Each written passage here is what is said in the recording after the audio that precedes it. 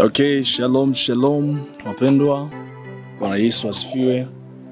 Amin. Lakini pia kwa Waislamu, assalamu alaikum.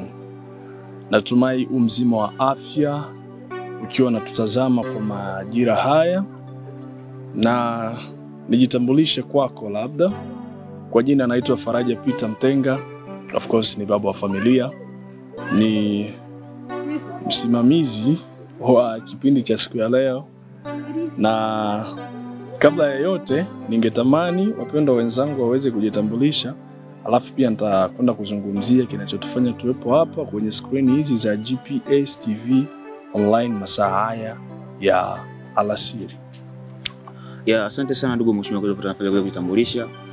Kwa majina anafahamika kwa jina la Eritia Ochi. Vile pia ni mmoja kati ya wahamasishaji wa hili somo la leo. Na kaa attention kuweza kutusikiliza mwanzo mwisho. Asanteni sana.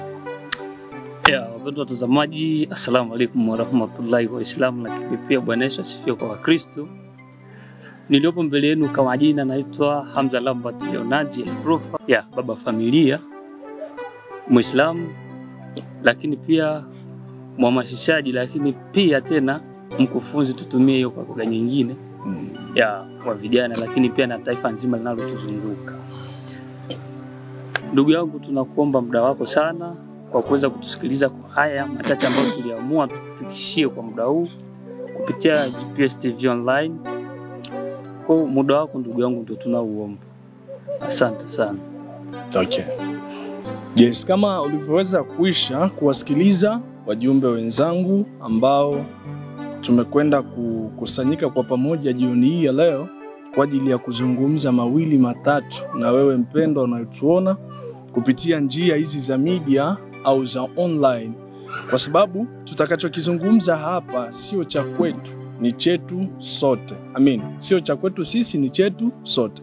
Kwa hiyo tungetamani kupitia hichi hapa kwa mchango wako wa mawazo, maybe mtazamo kulingana na mada au topic mbalimbali tutakazoenda kuzizungumzia hapa, tutatamani ushirikiano wako kuanzia hapa na kuendelea.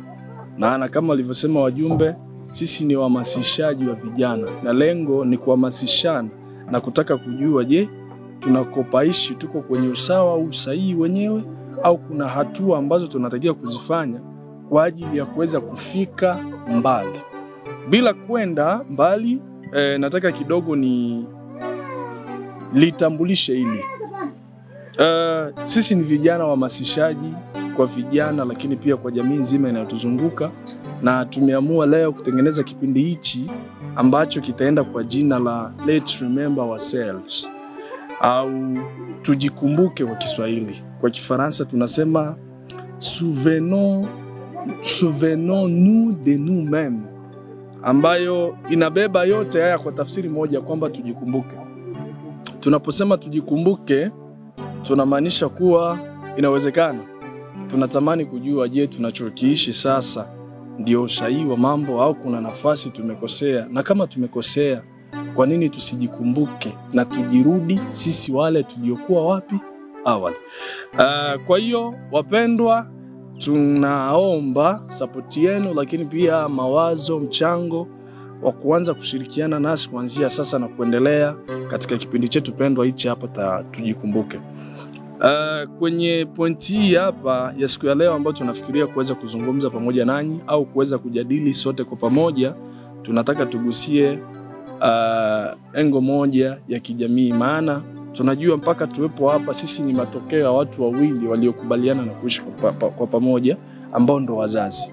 Na tunajua mpaka tuwepo hapa lazima kuna mchango mkubwa sana wa wazazi wetu uliotufanya sisi tuweze kufikia hapa, ikiwemo malezi, makuzi katika engo tofauti tofauti. Hata pia elimu walitupeleka kwa sababu tukija kukua tuonekane ni taifa bora, alafu pia tuonekane ni watu wenye akili timamu zenye upana na mafikiri mema. Ila tunatamani leo hii tujikumbuke kama jamii, na tunajikumbuka leo. Topic yetu kabisa itabase kwenye swala la wajibu wa mzazi kwa mtoto. Kwa Kiingereza tunaita parental responsibility to the child. Tunaposema parental responsibility to the child, inamaanisha wajibu wa mzazi kwa mtoto. Tunapozungumza neno wajibu, ni yale au utekelezaji wa mambo muhimu kwa mtoto. Nafikiri kama nilivyokusha kusema hapo awali, mpaka tuwepo hapa hii leo ni jukumu la watu wawili walioshirikiana kwa ajili ya kuhakikisha kwamba sisi tutakuwa, wakajaribu kutekeleza yale mambo muhimu kwa upande wetu kwa ajili ya kufanya sisi tuweze kufanya nini? Kukua. Na hiyo ndo tunaita ni utekelezaji wa mambo muhimu kwa mtoto.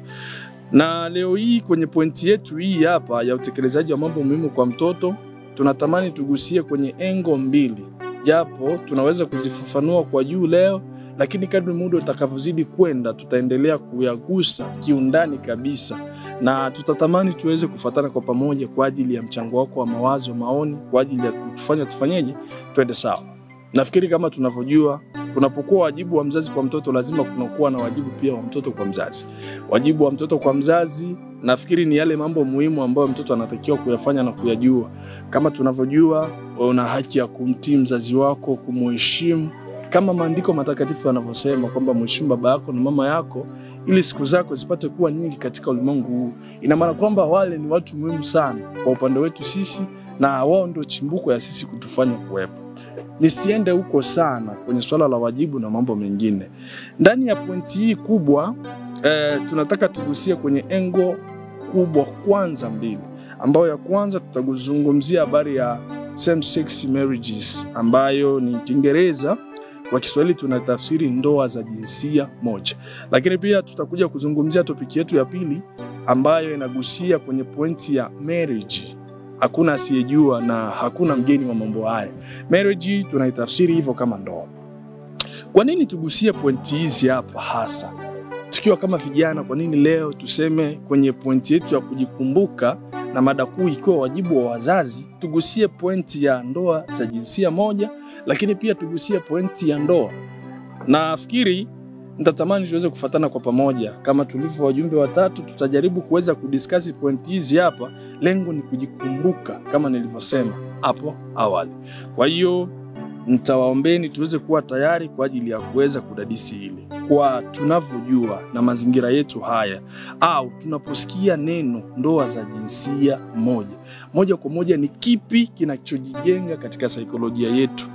Ama saizi, je, inawezekana ulikuwa ni mpango wa Mungu, kuna njia aliyoifanya maybe, au ni sisi ndo tulijibunia haya, na yanaweza kuwa ni malengo gani mahususi kwa ajili ya ndoa za jinsia moja? Kwa sababu haya sio mageni kwa ulimwengu wa sasa hivi, wapendwa, kama mnavyoelewa. Na kama sio mageni, je, tunafaidika nini kupitia hichi, na ni hasara zipi pia tunazozipata kupitia same sex marriages? Kwa hiyo ningeomba kama kuna mtu ambaye anaweza kuwa na maoni ya haraka, tujue, je, tunaposikia habari ya ndoa jinsia moja ni kitu gani kinajijenga kwetu, na inaweza kuwa ni kwa sababu gani kitu hichi kiwepo, na je, kinakuwa na faida gani kwetu, lakini pia kinakuwa na hasara gani kwetu? Kwa hiyo tafadhali, kama kuna mtu ambaye anaweza kutusaidia kwa maoni ya haraka, karibu, ili tujue, je, same sex marriages ina impact gani kwetu? Karibu. Na asante sana ndugu kiongozi ulizopatia nafasi ya kuweza kueleza hatua ambazo zinakwenda kututokea baada ya kujikuta tumeingia kwenye mambo ya the same sex marriage, ambayo ni kwa Kiswahili inaelezeka kama jinsia moja kufanya tendo la ndoa, ambapo pengine inaweza ikawa ni mwanaume kwa mwanaume wanashiriki tendo la ndoa, au mwanamke kwa mwanamke wanashiriki tendo la ndoa, kitu ambacho ni haramu. Ya hata kiBiblia, maneno ya Biblia yasemi hivyo, maneno ya Mungu pia yanakataa hayo mambo. Lakini pia hii inasababishwa kwa namna yangu ninavyojua mimi. Zipo sababu zinazowafanya watu kujikumba, wanajikuta wameingia kwenye huu mkumbo wa kuingia katika hali ya gay, au ambao tunaoita mashoga, wapo wengine wanaitwa maboy, ambao ni wanawake wanaohudumia wanawake wenzao. Moja ya sababu kuu ni kwamba kuna sababu za Illuminati kama inavyoelezwa. Kuna watu ambao ni watu wa dunia ya pili huko, ambao pengine amepewa masharti, labda ili aweze kupata fedha inampasa yeye kuwa anatembea na wanaume wenzake, pengine atafute vijana hao nafanya nao tendo kama wawe kama wake zake kiupande. Hiyo ndio inamfanya mali zake zizidi kukua. Vile vile pia zipo sababu zingine ambazo yeye anatakiwa yeye ndo atendewe vile. kwa kumfanya yeye aweze kupata pesa, inatakiwa yeye ndo aingie katika ile hali. Hiyo pia inasababisha pakubwa sana na imetuingiza hasara kubwa sana, maana kuna story ambayo nilifuatilia siku moja WhatsApp, Facebook. Kuna kijana fulani ambaye alikuwa na maisha duni sana, lakini alikuwa na mke na mtoto mmoja. Akawa anajiuliza anaishije maisha ya mjini, hana kazi, hajui anaweza kufanya nini. Lakini punde si punde mke akawa anaona mambo yanazidi kubadilika, yani ghafla tu pesa zinaanza kuonekana nyingi, mume anatimiza ule wajibu wake. Sasa akawa anajiuliza zile zinatokea wapi? Mbona ghafla tu ulikuwa huna kazi alafu pesa zinaonekana, vitu rahisi napata, tena pesa nyingi, narudi na vibunda. Anamwaga mke wake, bana mimi naenda hivi, kwa mimi nikirudi na hakikisha naleta kila kitu. Kwa nitajie kitu ninachokihitaji, kama ni nguo nini nakuletea jioni. Sasa binti ikabidi akae chini. Ilichukua hatua kama hata miezi 6 wanaishi hivyo. Haelewi mume wake anafanya kazi gani, lakini akirudi hivi pesa nyingi, maburungutu. Ikabidi awe anamchunguza, amfanyie utafiti, lakini alikuja kugundua kuwa mume wake huwa anaenda kwenye hoteli moja. Maana pia alipoeleza kwenye simu ya mume akaona ana chati na mtu wanaume, wanaandikiana, nakuja sijui na nini tu. Ikabidi afuatilie, nakuja hoteli fulani hivi, akafuatilia akafika pale. Kuja hivi lilikuwa ni swala la fumanizi. Fumania mume wake anatembea na mzee ambaye anaweza hata akamzaa, ambaye huyo mzee ndo kama bosi, yani akishafanya vile ndo anampa ile maburungutu ya pesa. Kwa hiyo pia imetufanya vijana wengi kujikuta tunaingia katika hii mikumbo ama hizi hasara za kuwa mashoga. Umaskini unasababisha pakubwa, na sababu za Illuminati ndo zinatuma watu wengi wanaingia katika mambo ya hivyo. Kwa kutokana na tafiti zangu mimi nilikuja kugundua hiyo ni moja ambayo inasababisha watu kujikumba katika masuala ya ushoga, ama kujikuta wanaingia katika hasara za ushoga. Pengine mwenzangu pale anaweza kawa na cha kuongeza cha ziada zaidi sana, lakini kutokana na utafiti wangu mimi nilikuja kuchunguza, nikaja kuona hii ni moja kati ya sababu kubwa ambayo imesababisha tunakuwa na vijana ambao sio wenye nguvu thabiti, ambao sio, ndio hii tunaita nini, sio nguvu, sijui nguvu ya taifa, nguvu kazi ya taifa. Washakuwa ni legelege. Maana hata hasara za kuja kumkumba mtu, huwezi kufanya kazi ngumu. Leo tuna hasara watu ambao ni magei. Ile wewe kumwambia kijana panda juu ya mti, anakuambia mimi siwezi. Tayari hasara hizo. Anashindwa kupanda juu ya mti maana anajua tayari vyuma vikazi yani. Kitu kama hicho. Hata nini kukata mti anashindwa. Kwa hizo ni moja kati ya effect ambazo zinakuja kutukumba baada ya kujikuta tunaingia katika hayo matatizo. Kwa hiyo kumpa ndugu yangu pia aweze kueleza kwa nafasi yake. Asanteni sana kwa kunifuatilia. Naitwa Fido Mafunguo, lakini pia msitoke kuweza kuwekeza muda wenu kuweza kutusikiliza mwanzo mwisho. Hii ni GPS TV na tunatoa masomo ambayo yanahusiana na vijana kuweza kuwasilika na mambo ya ndoa ya jinsia moja, ambao ni mwanaume kwa mwanaume, mwanamke kwa mwanamke. Lakini pia kama ni the first time, usisahau kusubscribe, kulike na kucomment kwenye channel hii ya GPS TV. Asanteni sana. Okay, nafikiri nimekuelewa vizuri. Nimekuelewa vizuri, umegusia point ya sera za kiulimwengu au tamaduni mbaya za Illuminati, ambayo nimekupata vizuri. Ni moja kati ya sababu pia naochangia. Basi kwa mjumbe mwingine kama ana maoni anaweza kutusaidia, inawezekanaje hii? Je, hii inatusaidia nini? Tunapata faida gani tunapofanya tendo la jinsia moja, ikiwa kiume kwa kiume, wa kike kwa kike? Na inatupa faida gani, lakini pia inatupa hasara gani? Au je, hizi propaganda zinaweza kuwa zinalenga nini hasa kwa upande wetu sisi? Kwa hiyo kama una maoni karibu. Niwezi tu kutoa shukrani kwa kiongozi kwa kunipa fursa hii tena ya kueleza leo machache kutokana na topic yetu ambayo tunayo.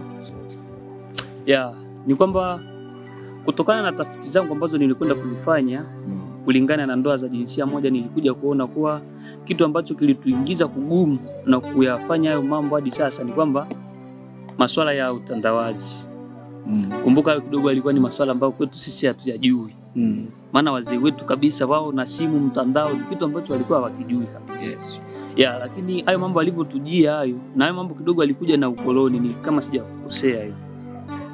Masuala yalivyokuja hayo kidogo yakatupeleka pagumu kiasi kwamba leo tunaishi kwa kuamini kitu na kukipokea kwa mapokezi makubwa pasina kujua madhara yake yakoje, lakini pia faida. Haya masuala ya utandawazi yanatusumbuaje sisi? Kumbuka elimu inatoka kwenye aina nyingi. Inaweza ikawa ile ya ubaoni, lakini pia kuna ile nyingine ya wewe kuona tu, kujifunza na ukawa umeelimika hapo moja kwa moja. Yes. Yeah. Kwa sababu gani niseme utandawazi? Siku hizi kidogo kuna zile posti ambazo zinapostiwa mtandaoni, unakuta mtu anaposti picha za utupu, wale hizo picha wa kiseksi. Umeona video, tuseme video fupi, unakuta mwanaume na mwanaume mwingine wana seksi. Kumbuka hilo swala lipo sana kwetu sisi, lakini kwa wanawake hilo sidhani kama linawezekana. Lipo Lakini sidhani kama linawezekana sana kama wanalifanya. Unajua hiyo wameisema, lakini changamoto ni kwamba inakuwa na madhara makubwa hasa kwetu sisi wanaume. Japo wanawake ndio wapo wanafanya usagaji. Okay. Kufuatana na hayo nikaja kuona hapana. Kwa sababu gani? Kwa siku hizi za nyuma, naishi ilikuwa ni mwaka jana hapa, kuna posti ambazo zilitrend sana mtandaoni za mtu mzima Diamond Platnumz. Sawa? Kana kwamba alienda Marekani akakutana na P Diddy, wakawa wamekurubiana wao wawili. Kitu ambacho kilikuwa yani na ukakasi mkubwa kwetu sisi. Kumbuka hicho kitu akipo kwenye ukoo wetu sisi wa Afrika. Kwenye walisia wetu kabisa hicho kitu sisi ni kitu ambacho tukijua.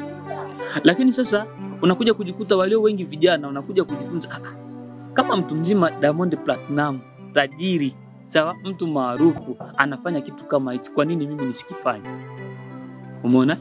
Maana kisha hizo tetesi tu kwa zimevuma sana mtandaoni. Kuna nyingi ambazo zilipostiwa, mara sijui rais, mara sijui nani alifanya kitu kama hicho. Moja kwa moja sisi tunakuja kujifunza kuwa kwa kuwa rais anafanya kitu kama hichi ili aweze kuwa rais, kwa nini mimi nisifanye ili mradi na mimi niwe na jina?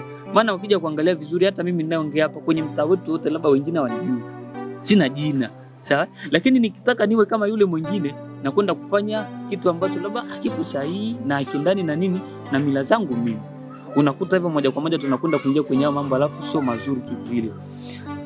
Ndio kwa maana nilikwenda kuzungumzia hapa. Lakini pia mapokezi. Unajua nini, sisi tulikuwa tunaishi sana kimila. Unakuta watu wanaishi kimila kabisa. Tukisema kimila ni pale unapoishi na kuzingatia sana nini tamaduni zako wewe. Asili yangu mimi nasema nini, inataka nini. Sawa? Lakini tukija kuona siku za leo tunaishi na uhuru mkubwa, unakuta mimi namiliki simu yani ambayo labda watu wote wapo nyuma kwenye ukoo wangu hadi walivyofikia kipindi cha kufariki hawajagusa hiyo simu. Lakini mimi naimiliki. Kule kwenye kuchezea simu mimi nikija kukutana na hizo posti, umeona? Moja kwa moja na mimi akili zangu zinafanyaje? Zinanishawishi pakubwa na kusema hata kwanza nifanye hichi kitu nione na mimi niweze kufanyaje? Niweze kufaidi kile wanachokifaidi watu. Kumbuka mtu hawezi akafanya kitu ambacho hakina faida ndugu. Maana kwa leo tunaishi asilimia kubwa tunaishi ni kwa sababu ya maslahi. Umeona? Sasa nikiingia kwenye hizo mbili, nikifanya kwa mara ya kwanza, ya pili nikirudia, ya tatu, moja kwa moja nakuwa nini, nakuwa affected na hivyo vitu, na ni vitu ambavyo sio haki. Lakini pia umaskini unatupeleka huko sana. Kama alivyoongea kiongozi hapa kabla yangu, aliongea kuwa unakuta wewe unaenda kufanya kitu kwa sababu ya pesa. Huna chochote maskini. Sawa? Okay. Kumbuka yule mtu ambaye anafanya vile ni tajiri, bilionea, anajiweza. Sasa mimi maskini. Sasa nikishapigiwa simu na mtu eti bwana njoo hapa kuna issue. Na issue moja kwa moja inaweza kukutoa aisee. Na kusaje kwenda? Unakuta na yeye. Lakini pia huko kote kunasababishwa na nini? Na kule kutokujisimamia, lakini pia kutokujielewa na kutokujikumbuka. Kwa tumeleta hichi kipindi ndugu zangu watazamaji ili tuweze kujikumbuka, tukumbuke uhalisia wetu sisi ukoje. Tuachane na masuala ya kuiga, lakini pia kupokea vitu ambavyo sio vya kwetu. Na kidogo niyazungumzia leo maradhi wala tuseme madhara ya hichi kitu ambacho tunakwenda kukifanya. Unajua nini? Kwenye kusex wanaume wawili mnakurubiana. Kumbuka kuna yale maungo ambayo tuseme Mungu aliyaumba kwa kujibana yale yana kazi yake special tofauti na yale ambayo tunakwenda kufanya kwa.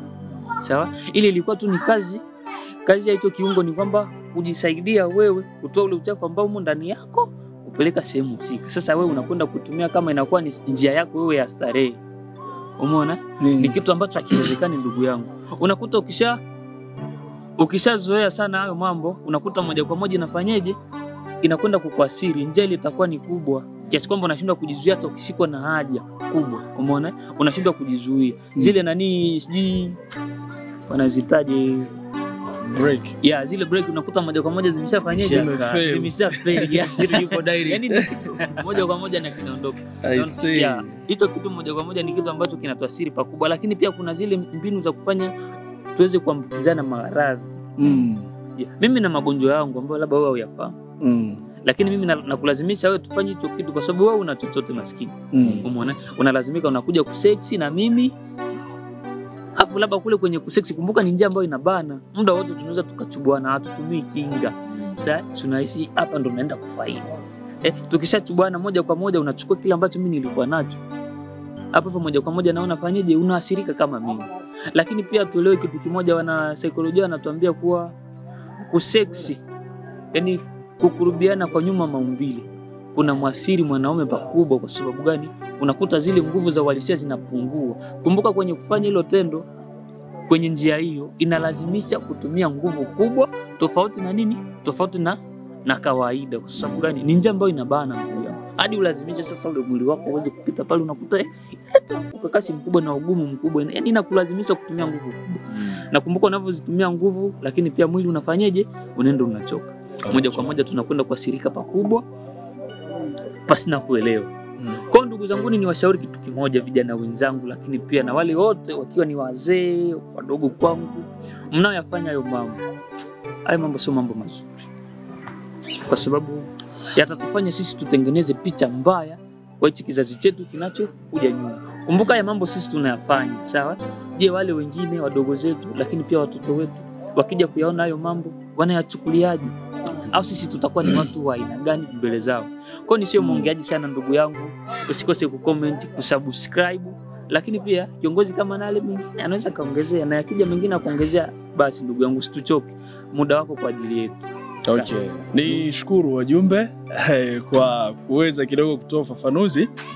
Kulingana na pointi yetu hii hapa ambayo inabebwa na kichwa kikubwa kabisa, ni parental responsibility to the child, au wajibu wa mzazi kwa mtoto, ambayo ndani ya pointi hii hapa tunazungumzia swala la same sex marriages, ambayo ni ndoa za jinsia moja au jinsia moja kufanya tendo akiwa wa kike au wa kiume. Tunayasema inawezekana, kwenye masikio ya watu wengine wanaweza kujiuliza inawezekanaje, lakini katika ulimwengu wa sasa hivi tunaoishi, kiukweli tunakuja kuangalia maambukizi au milipuko ya watu wa aina hii au tabia hizi yamekuwa makubwa, na propaganda zake ni kubwa mno, kiasi kwamba tunashindwa kuwa makini na kuyaona sometimes mambo ya kawaida ambayo tukisema tuyaangalie inside yamebeba vitu vikubwa mno kwa ajili yetu sisi wanadamu. Nafikiri mjumbe wa kwanza amegusia habari za ukoloni, habari za imani, akazungumzia ushirikina, lakini pia mjumbe wa pili amezungumzia habari za utandawazi, ambayo tukisema tuangalie kiuhalisia ni mambo ya uhakika. Lakini pia niongezee, maana topiki yetu hii ni endelevu, na cha msingi tu ni kutufuata kwa makini, lakini pia kuwa unatoa maoni yako, mchango wako wa mawazo, kwa sababu tunachokitaka ni kizazi hichi kiwe kizazi nyoofu. Na ndio kwa maana tumeamua kutengeneza kipindi hichi hapa cha Tujikumbuke. Lengo ni kujaribu kuangalia, maana haya tunayoyasema hayakuwa zamani kama tunavyojua. Nafikiri wazazi wetu waliishi katika misingi mizuri na walilelewa katika misingi hiyo mizuri. Lengo lilikuwa ni kuja kumpata mwanaume thabiti au mwanamke thabiti, ambaye kila mmoja anamuona na anakubali kile anachokifanya. Tukizungumzia kabisa kwenye hatua ya uumbaji, God has God, alivyo Mungu hajawahi kumuumba mtu kwa bahati mbaya. Sawa? Kwa sababu kuna baadhi ya watu wanasema kwamba inawezekana sababu hizi hapa zinaweza kutokana na maumbile. Maana kuna mtu anaweza kuumbwa wa kiume lakini akawa na muonekano wa kike, natural. Lakini pia kuna watu ambao wanaumbwa ni wa kike lakini akawa na muonekano pia wa nini? Wa kiume. Natural wapo. Lakini tunapokuja kutathmini hili swala inside, aliwezi kuwa na mambo ambayo yako kinyume na asili ya Mungu. Nimesema Mungu alivyo Mungu hajawahi kufanya kitu kwa nini? Kwa makosa. Kwa hiyo tufikirie kwanza, Mungu alituumba na agizo kubwa ni kwamba tuje tuzae, tuongezeke, tuwe wengi. Imagine tunapofanya habari za ndoa au kujamiana kwa jinsia moja, je, kuna matunda gani tunayo? Amen. Aishivyo Mungu hajawahi kufanya kitu kwa makosa, si wenyewe tunajua.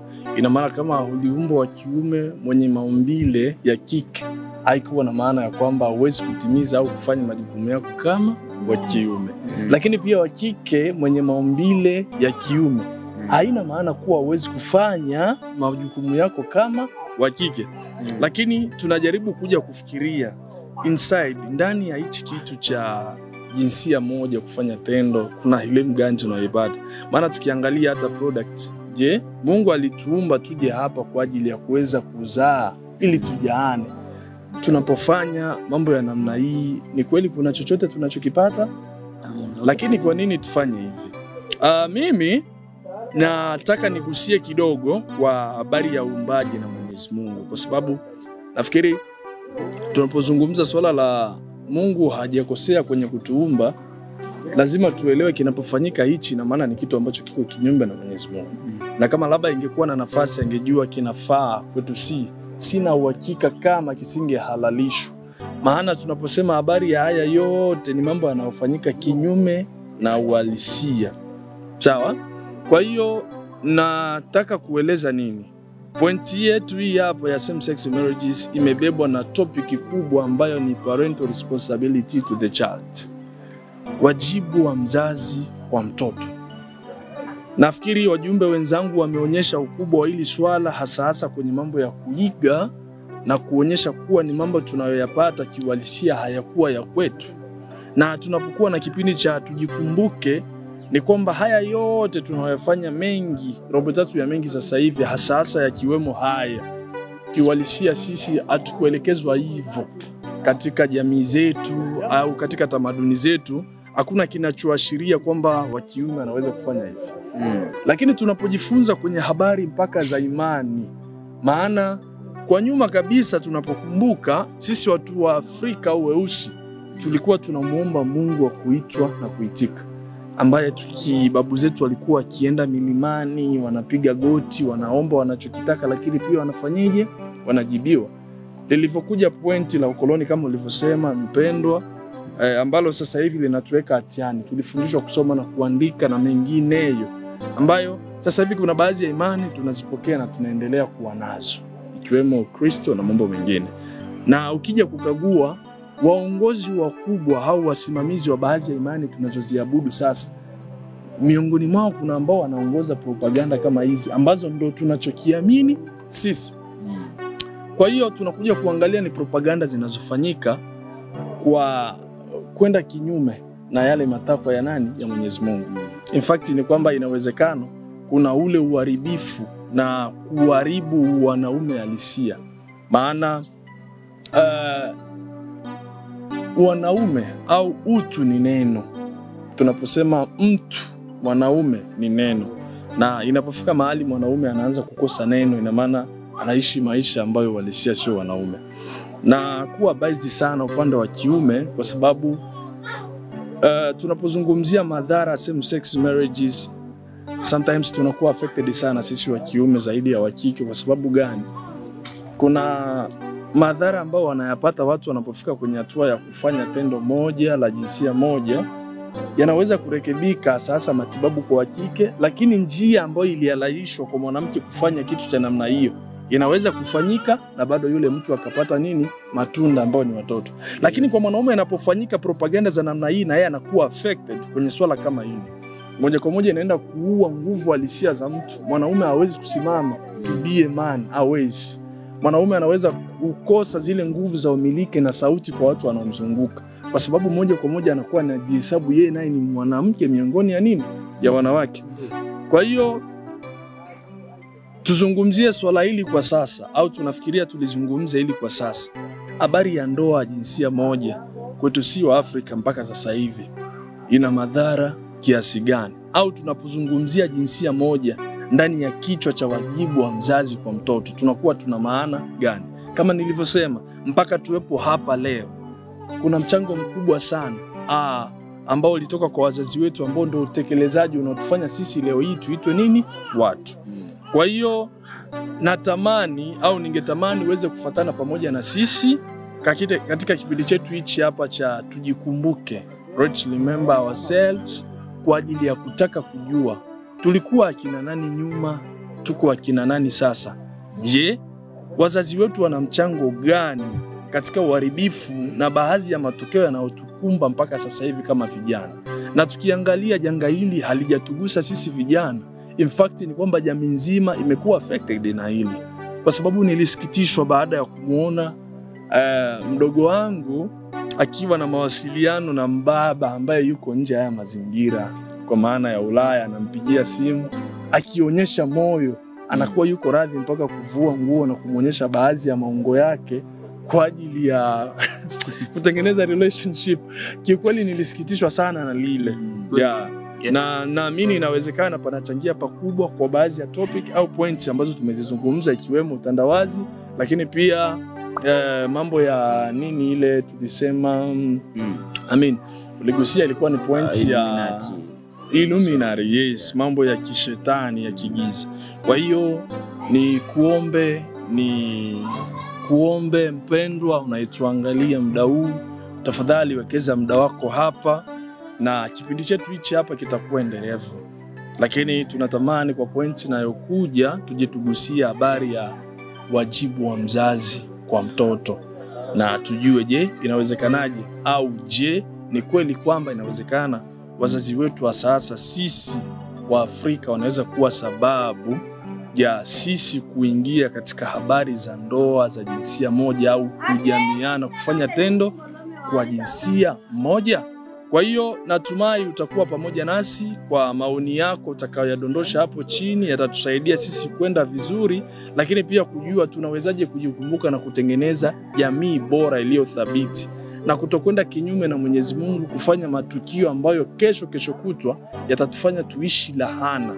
Kwa hiyo ni kuombe mpenzi mtazamaji, na tumai katika kila wiki ya Ijumaa mosi tofauti na siku ya leo tutakuwa tuna darasa letu au kipindi kwenye akaunti hizi hapa za GPS TV online, lakini lengo ni kujikumbuka kama jamii, tujue sisi ni akina nani, tulikotoka ni wapi, na ni wapi tunakofanya nini, tunakopaswa kwenda. Unaotuona hapa ni wahamasishaji wa vijana au wa jamii. Vijana tunaungana kwa ajili ya kuweza kuhamasisha jamii katika nyanja tofauti. Anayeongea hapa ni Faraja Peter Mtenga. Asante sana na Mwenyezi Mungu akubariki. Kwa habari za uhakika, michezo na burudani, subscribe JPS Online TV. Kwa pamoja tukupashe.